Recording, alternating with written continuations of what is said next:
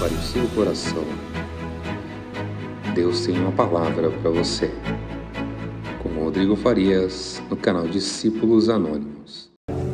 Lucas capítulo 9, verso 23, que diz assim: E dizia a todos: se alguém quer vir após mim, negue-se a si mesmo, tome cada dia a sua cruz e siga-me. Aqueles que podem, tomar vossos assentos.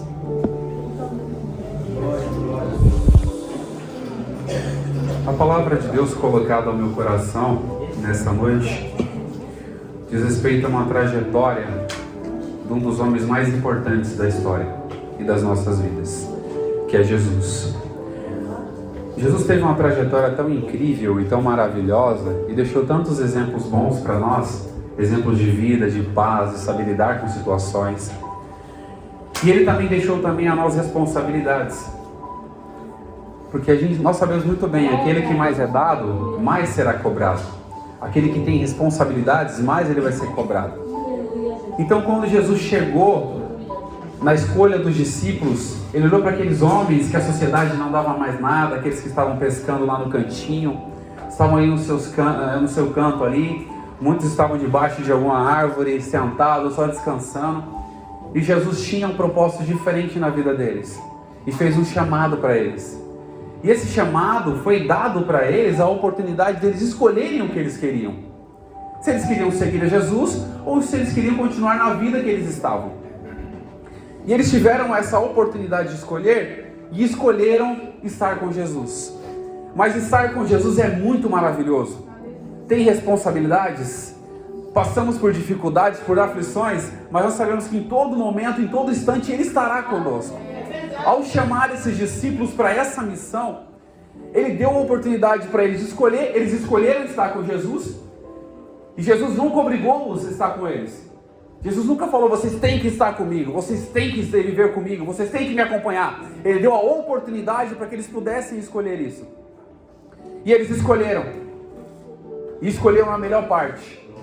Eles sabiam que eles iriam sofrer com todas as dificuldades que eles iriam passar, mas eles escolheram a melhor parte, que era estar com Jesus. E a vida deles seria muito melhor com Jesus sofrendo com Jesus, do que estando numa vida que eles estavam. No capítulo 9, início do capítulo 9, Jesus faz a convocação dos discípulos. No início do capítulo, no verso 1. Ele faz a convocação e convoca os discípulos.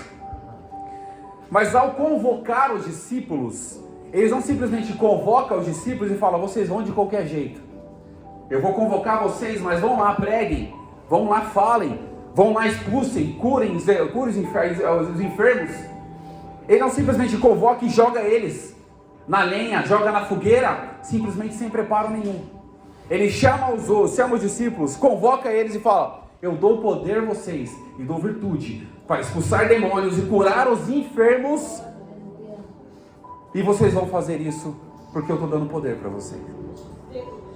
Nós tiramos uma lição muito importante dessa história e dessa convocação, porque quando Jesus chama a gente, Ele nunca vai deixar a gente desamparado para fazer uma coisa que Ele quer que a gente faça. Ele nunca vai deixar a gente despreparado para fazer algo que Ele quer que nós façamos. Ele nunca vai deixar a gente abandonado se Ele tiver uma oportunidade de dar algo para a gente poder fazer. Ele vai nos acompanhar, vai nos dar poder, vai nos dar condições para fazer aquilo, cumprir o chamado que Ele nos deu. E foi o que Ele fez com esses discípulos. Além de dar a oportunidade para eles de curar os enfermos, expulsar os demônios, deu a oportunidade para eles: vai e preguem a palavra. Porque Jesus, Ele priorizava que as pessoas tivessem conhecimento daquilo que Ele falava. Ele priorizava a palavra que era pregada para que as pessoas pudessem ser convertidas e transformadas pelo poder da palavra.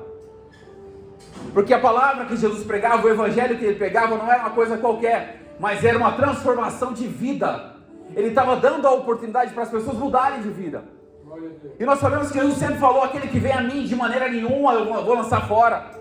Quem vem a mim, eu sou a luz da vida. Aquele que vem a mim não andará em trevas, mas terá a luz da vida. Jesus deu a oportunidade para eles escolherem. E não é um caminho qualquer que Ele deu, mas é o caminho de vida, de paz, de prosperidade e de bênçãos. Jesus nunca ia chamar a gente para sofrer, padecer necessidade e não ter um galardão por isso. Jesus chamou a gente, vocês vão sofrer, vocês vão padecer necessidade, o meu nome vai ser glorificado e vocês vão encontrar comigo na glória. Todos os discípulos foram convocados para isso. E Deus deu outra ordenança para eles: não levem nada com vocês. Jesus convocou eles, deu poder, deu virtude, chamou eles para essa obra e falou: não leve nada com vocês.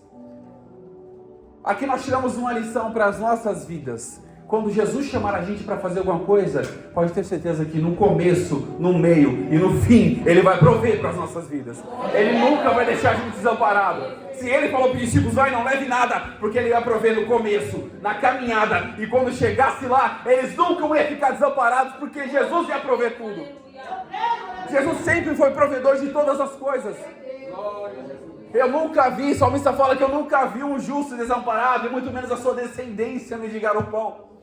Aqueles homens estavam sendo enviados, não era por qualquer pessoa, mas era por Jesus. Então, se Jesus pediu para você fazer uma coisa, faça, porque Ele vai se responsabilizar pela palavra que você vai ler. Amém. Glória a Deus.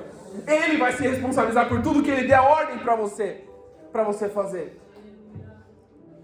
Mas nós temos que tirar uma lição muito importante para nós, que quando recebemos algo de Deus, não é para nos engrandecermos diante das pessoas, para querer mostrar para as pessoas que nós sabemos fazer, que nós temos autoridade, que nós temos autonomia para fazer, porque tudo que nós fazemos vem de Deus e é para Deus. Tudo que nós temos vem de Deus e é para Deus. A oportunidade que nós temos de fazer alguma coisa vem de Deus, é para Deus, é por Ele, é para Ele, e toda a glória sempre será dele. Nós não temos condições nenhuma de fazer o que nós fazemos se do alto não for concedido. Uma certa feita, Jesus diante de Pôncio Pilatos, Ele falou: se você não sabe que eu tenho poder para te soltar e te libertar, Jesus olha para ele e fala: nenhum poder lhe seria dado se do alto não fosse lhe concedido. Tudo que nós temos, nada é nosso, tudo vem de Deus. O dom que nós temos vem de Deus, a palavra que nós pregamos vem de Deus, o louvor que nós entoamos é Deus que permite. Nada é nosso. Os discípulos sabiam muito bem disso. Eles tiveram a oportunidade de pregar, pregaram, levaram pessoas para conhecer esse evangelho. E era um evangelho de transformação, porque transformou a vida deles. O evangelho, para transformar a vida de alguém, primeiro precisa transformar a nossa. A palavra, antes de transformar a vida de alguém, primeiro precisa transformar a nossa. Porque o exemplo é muito mais valioso do que a palavra que você prega, porque a pessoa vai olhar para você que está pregando. A pessoa vai olhar para você que está falando, vai olhar para o seu testemunho de vida, vai olhar: olha aquela pessoa, o que ela prega realmente condiz com o que ela é. E é uma responsabilidade muito grande. Você pregar a palavra para uma pessoa, você falar, você louvar a Deus, adorar a Deus. Muitas pessoas não têm a coragem, judeus inclusive não têm a coragem de mencionar o nome de Deus, porque eles temem. E nós sabemos que temer a Deus é o princípio de toda a sabedoria, de todo o conhecimento. Dentro desse cenário que os discípulos foram convocados, quando Jesus se levantou, um pouquinho depois que João Batista havia sido morto, e eles esperavam Elias, e Elias como forma física, eles esperavam Elias, a Bíblia relata isso pra gente. Mas quem veio? João Batista, porque o mesmo Espírito que usou Elias, usou João Batista para pegar no deserto. Arrependei-vos, porque é chegado o reino de Deus. Raça de víboras, quem vos ensinou a fugir da ira vindoura? E esse homem que veio, muitos perguntavam para ele: você é o Messias? Não, eu não sou digno nem de desatar as sandálias dos seus pés, mas ele virá e vos batizará com o Espírito Santo, e aqueles que não crescem, com fogo. Esse homem, quando se apresentou, gerou dúvidas na mente das pessoas, inclusive dos poderosos da época. Quando se levanta alguém para fazer a diferença, haverá confusões na mente das pessoas, porque elas não vão saber lidar com certas situações, elas não vão saber abrir mão do poder. Mas o poder que Jesus tinha não só um poder humano para poder curar os enfermos, o poder dele seria redistribuído, e ele falou que teria poder nos céus, na terra e debaixo da terra. E toda a língua ia confessar que esse Jesus é o Filho de Deus. Esse poderoso chamado Herodes, um homem muito poderoso, que era de um governo de alguns pequenos espaços de terra. Ele chegou e perguntou para aquelas pessoas: quem é esse Jesus? E as pessoas responderam. Uns diziam que era João Batista, outros diziam que era Elias, outros diziam que eram outros profetas.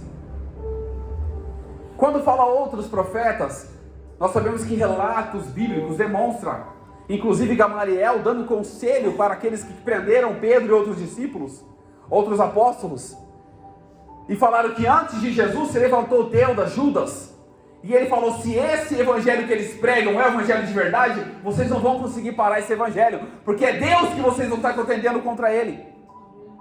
Esses outros que ele fala, é justamente essas pessoas que levantaram, e nós sabemos que Jesus relata isso pelos escritos de João no capítulo 10, aquele que não entra pela porta, mas que entra pela grapula ou cercado, não entra pela porta do qual das ovelhas, é ladrão e salteador. E Jesus fala: todos que vieram antes de mim são ladrões e salteadores, mas eu não vim roubar nada, eu vim dar a vida para a sua igreja.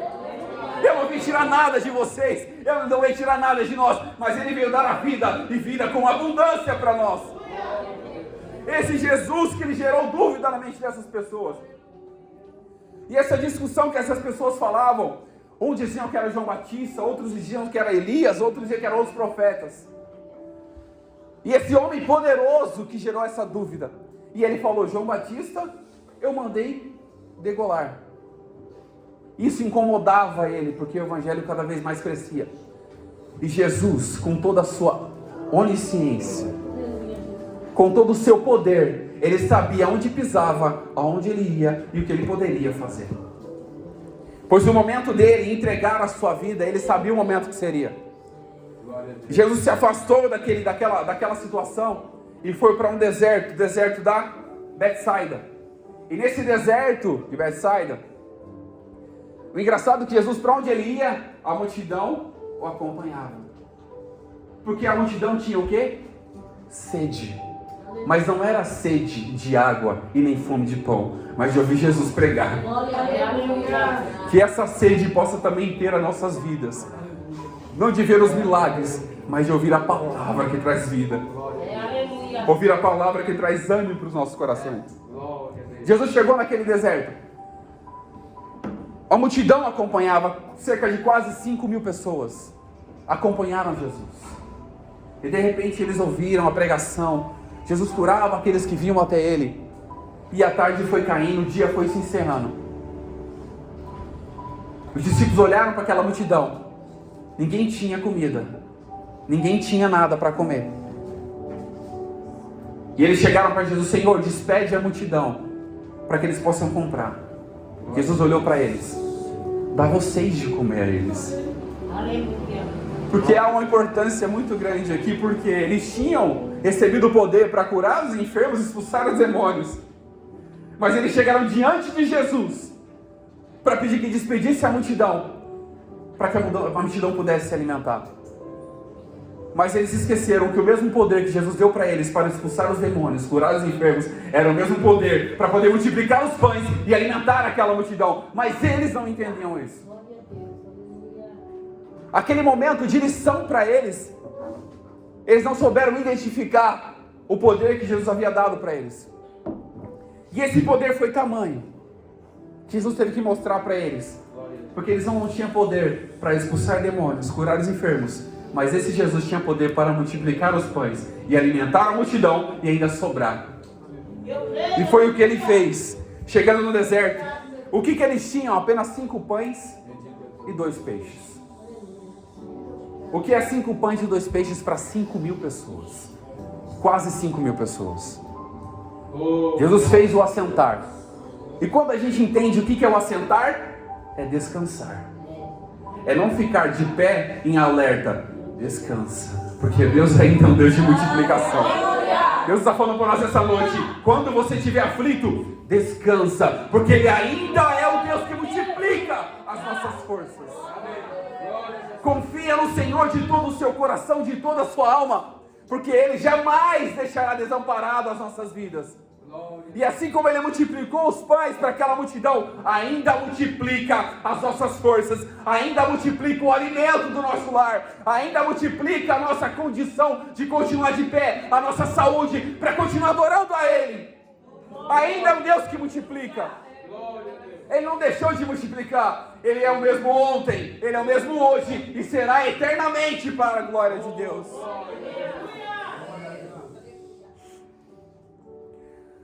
Depois de ter somado todos esses pães, esses 12 cestos, 12 alcofas de pedaços, que as pessoas se alimentaram de tal forma que sobrou.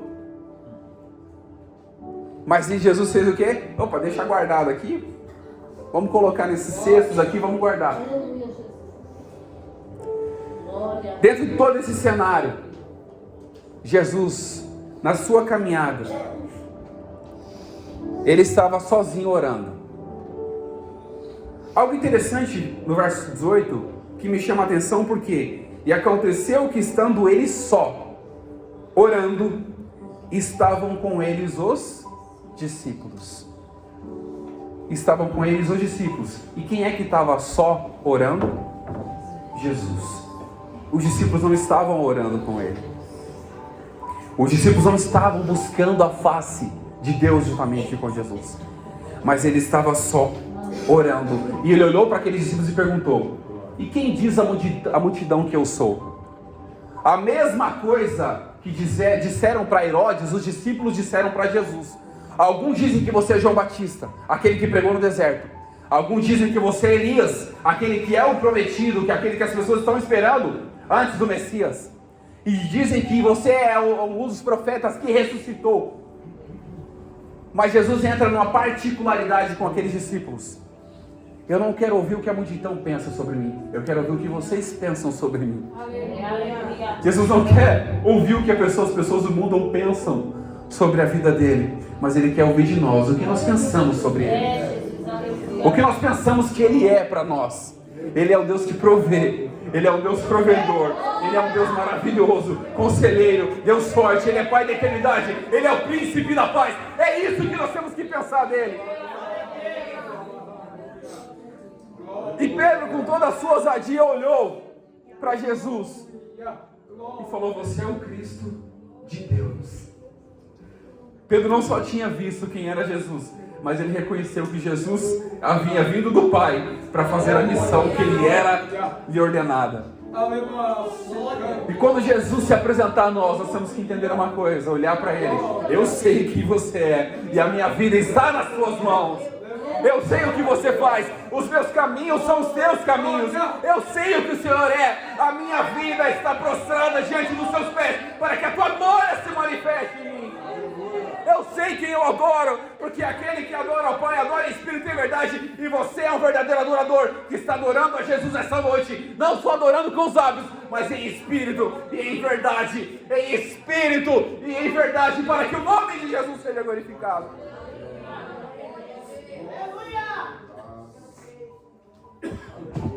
Mas Jesus olhou para eles: vocês sabem quem eu sou. Mas Ele corrigiu os discípulos no verso 21 e disse: admoestando-os, mandou que dissessem a ninguém que Cristo era o Filho de Deus. Por que essa cautela? Porque ele sabia que qualquer palavra fora do tempo anteciparia aquilo que era para acontecer no tempo certo. Jesus alertou os discípulos para que não comentassem que Ele era o Cristo. Por quê? Porque Ele também queria demonstrar para que as pessoas vissem com os próprios olhos quem era Jesus. Porque muitas pessoas realmente não acreditavam. Há exemplos bíblicos disso. Uma certa feita, Filipe chegou para Natanael, se não me falha a memória. Chegou falando: eu encontrei Jesus o Nazareno. E ele olhou para Filipe e disse: pode vir alguma coisa boa de Nazaré? O que Filipe respondeu para ele? Vem comigo que você vai ver quem é esse Jesus. Eu não vou só falar para você, vem comigo que você vai ver. E nessa noite Jesus nos chama. Você não está ouvindo só, mas vem que você vai ver a glória de Deus sendo manifestada.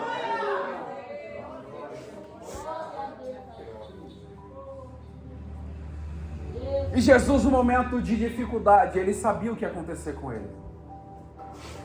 Ele sabia a angústia que ele passaria. E ele fala no verso 22 que era necessário que o Filho de Deus padecesse muitas coisas, que fosse rejeitado, fosse morto, mas que ressuscitasse ao terceiro dia.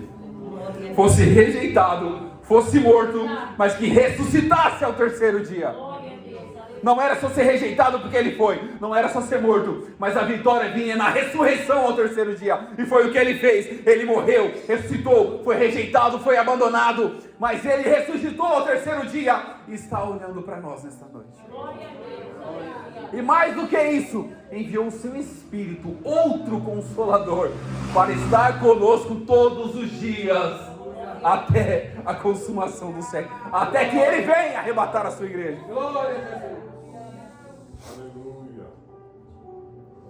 Todo discipulado, todo início de um ministério tem uma responsabilidade.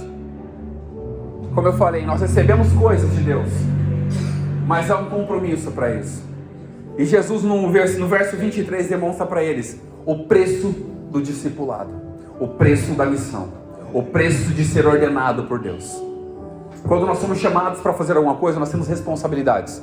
E toda essa responsabilidade traz um peso. E como eu falei no começo, aquele que mais é dado, mais será cobrado. Eu pregar, quem prega sabe muito bem da responsabilidade que é você conduzir uma palavra que não é sua, o evangelho que não é seu, falar um nome que não é seu, mas é o nome de Jesus que está sobre o teu nome, o nome poderoso. Você sabe da responsabilidade que é fazer isso. É verdade, Jesus. Glória a Deus. Muitas vezes as pessoas olham e vê pessoas pregando com ousadia, mas não sabem a responsabilidade, o peso que eles carregam nas costas de pregar o evangelho. O peso que eles carregam nas costas de animar as pessoas e de repente o inimigo tentar fazer algo para parar a vida dele. Porque se incomoda, porque o inimigo não quer que a palavra seja pregada, ele quer que a palavra pare. Desde o começo foi assim. Desde a igreja primitiva foi assim. Eles nunca quiseram que o evangelho crescesse, mas quanto mais eles prendiam, mais o evangelho crescia. Quanto mais eles matavam, mais pessoas surgiam para pegar o evangelho. O evangelho não para, porque não depende de pessoas, mas depende de Jesus levantar pessoas para fazer. Muitas pessoas morreram em nome de Jesus. Foram mortos, foram perseguidos, torturados.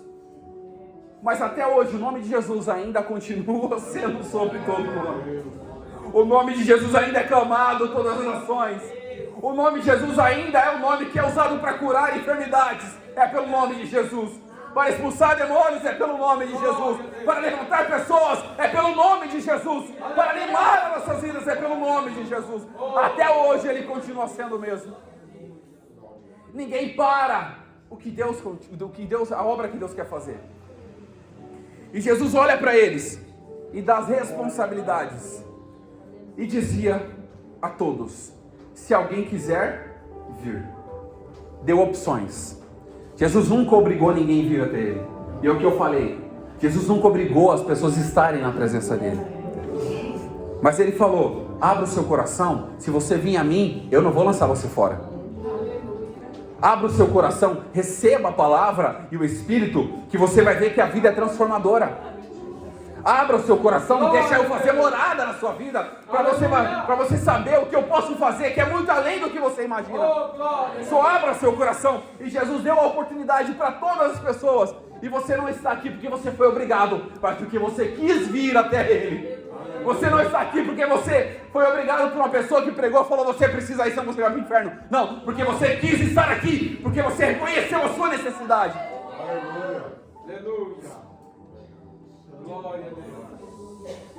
Jesus falou: se alguém quer vir após mim. Quando eu falo após mim, o que nós entendemos o que vem após? Primeiro vai Jesus, depois nós vamos com Ele. E nós sempre, até um louvor, um corinho, né? Se Cristo comigo vai, eu irei. Se Jesus comigo vai, eu vou. Aonde Jesus estiver, eu estarei. Se Jesus estiver na minha casa, é lá que a glória de Deus vai ser derramada. Se Jesus estiver no hospital, é lá que pessoas vão ser curadas. Se Jesus estiver nos presídios, é lá que pessoas vão ser transformadas pelo poder de Jesus. Então nós temos que reconhecer que tudo que nós fazemos, Jesus tem que estar sempre à nossa frente. para abrir o caminho, porque Ele é o próprio caminho. Ele vai abrindo a oportunidade. Nós vamos acompanhando Ele, porque aonde Ele estiver, a vitória é certa. Se Jesus está ali naquele lugar, a vitória é certa. Então nós precisamos entender isso e estar sempre com Jesus à nossa frente, conduzindo.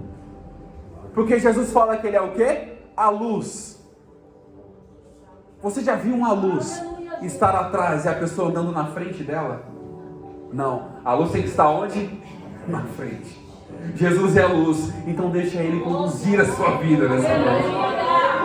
Jesus é a luz, então deixa Ele conduzir a sua história nessa noite. Porque o mesmo Jesus conduziu muitas pessoas, ainda conduz histórias nessa noite. Aquilo que você não tem noção do que Ele vai fazer, Ele já está fazendo a obra. Apenas descanse o seu coração, assente-se para que a vitória, o milagre seja feito na sua vida. Glória a Deus. Aleluia. E Ele falou: negue-se a si mesmo. Quando fala negue-se a si mesmo, Gálatas no capítulo 5, verso 19 ao 22, Paulo escrevendo a Gálatas diz: porque as obras da carne são manifestas: adultério, fornicação, impureza, lascívia, idolatria, feitiçaria. Por que Jesus falou para negar a si mesmo? Para negar as vontades da carne. E dentre outras coisas. Tem diversos pontos aqui. Porque era necessário que nós negássemos a nós mesmos, para poder depois estar próximo de Jesus e alcançar aquilo que Ele tem para nós. Porque Jesus não divide a glória dele com ninguém. O Espírito não divide espaço dele com ninguém. Ou você é de Jesus, ou você não é. Ou você é quente, ou você é frio. Porque se você for morno, você vai ser vomitado. Nós temos que ter uma temperatura só. Crente pentecostal tem fogo no coração, tem fogo na alma, e o Espírito enche a vida dele. Temos que ser quentes na presença de Jesus.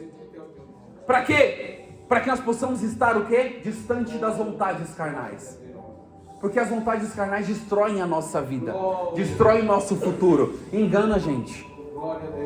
Porque tudo que é carnal é prazeroso, mas o fim é a morte. E Jesus não quer a morte para nós. Ele quer que nós sejamos próximo dele e alcancemos a vida em Jesus. Glória a Deus. Quando depois de falar negar a si mesmo, ele fala: tome cada dia. Há uma coisa muito interessante quando ele fala tome cada dia e tome a cada dia. É a cruz, a responsabilidade, o compromisso de continuar na presença de Jesus. Todos os dias nós vamos reconhecer que nós dependemos da graça, dependemos da misericórdia, dependemos do amor, dependemos do perdão. Todos os dias reconhecemos isso. É curvarmos diante da presença do Senhor e falar: Senhor, se eu estou aqui hoje, é porque o Senhor me conduziu para estar aqui hoje. Se eu estou na tua presença mais uma vez, é porque o Senhor permitiu que eu estivesse na sua presença mais uma vez. Se o Senhor me permitiu estar com saúde, é porque o Senhor que permitiu que eu estivesse com saúde mais uma vez. Então é cada dia reconhecendo tudo que nós precisamos e que é única e exclusivamente de Jesus. Bendito é o teu nome, Senhor. Tome cada dia a sua cruz. Cruz é um elemento de tortura. É um elemento que foi usado para a morte. E quando se trata de morte, para nós aproximarmos de Jesus, nós temos que fazer o quê? Matar a nossa carne, para que o Espírito se sobressaia. Abandonar os desejos, para que a glória de Deus se manifeste. Deixar de lado as vontades da carne e fazer as vontades do Espírito. E quais são os frutos do Espírito? É amor, gozo, paz, longanimidade, benignidade, bondade, fé, mansidão e domínio próprio. Esses são os frutos do Espírito. E quando fala tomar a cruz, é abandonar a nossa vontade, morrer para nós mesmos. É o que Paulo fala em Gálatas no capítulo 2, no verso 20. Já estou crucificado com Cristo. E já não vivo eu, mas é Cristo que vive na minha vida. Já estou crucificado com Cristo. E já não vivo eu, mas é Cristo que vive dentro do meu ser. É Ele que conduz a minha vida. É Ele que faz a história que eu não posso fazer. É Ele que transforma o homem mais vil pecador e faz assentar entre os príncipes nas regiões celestiais em Cristo Jesus. E depois de tudo isso, Ele olha pra gente. Depois de negar a nós mesmos, depois de escolhermos, se alguém quiser vir, Deus deu a escolha pra gente. Escolher, entender que Ele sempre vai à nossa frente. Entender a negar a nós mesmos. Entender tomar cada dia a nossa cruz. Ele olha para nós e fala, agora vem e me segue. Depois de tudo isso, Ele olhou pra gente. Agora, depois de tudo isso que vocês fizeram, agora vem e me segue. Porque aonde eu estiver, eu quero que vocês estejam também. Aonde eu estiver, eu quero que a minha glória se manifeste na vida de vocês também. Aonde eu reinar, eu quero que vocês também reinem comigo. Aonde a presença de Jesus estiver, eu quero que tudo isso seja manifesto também na vida de vocês. E para a gente finalizar, Jesus nos convocou, nos deu responsabilidades, mas entenda, toda a responsabilidade, todo dom, todo privilégio que nós temos, recebemos dons de falar em línguas, dom de profetizar, tudo isso acarreta nas nossas vidas responsabilidades. E para isso nós temos que entender, nós vamos negar tudo aquilo que nos afasta da presença de Deus, para que o nome de Jesus sempre reine, a glória de Jesus sempre reine e a nossa vontade fique de lado, e que Ele cresça, que nós possamos diminuir cada dia mais na presença do Senhor Jesus. Que Deus abençoe em nome de Jesus.